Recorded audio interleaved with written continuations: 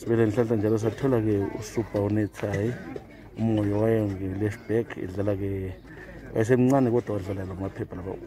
Akusitshele ngamafitshane ngamaphepha ngokumazi wakho. Yeah, Mapepa was someone who's very wise, you know, he will help our juniors. I remember Masas Figa China as youngsters, where the guys were really encouraging us.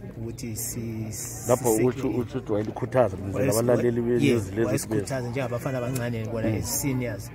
And what I realized was NSC Ipora regardless because coming from cotton printers, I remember in Ghana Islanders, they made a lot of difference. Built the team Islanders, which way Islanders what it is today. And he was very influential as a midfielder, AI corner. Very exciting. My supporters are imtanding Mapepa is from his body stature and his cuts in the so I catch him on your people, you know, very speedy. And abantu yavucanga ukuthi umuntu lo bazamthathela ibhola but he could weave his way ahambe, you know, and while the speed, so ikho kwathiwa ngumaphepha. Yeah.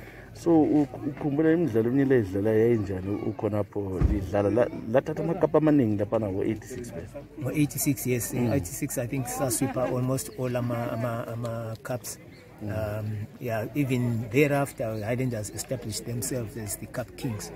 And uses Kato or Ernest Ababe Dala Kona or serious. Yeah.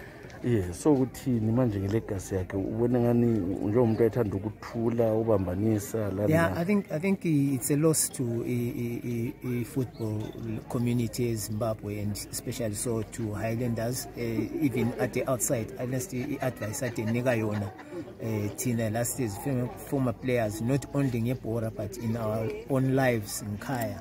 He was someone who would also come and maybe stabilize so he was bigger than football. He's someone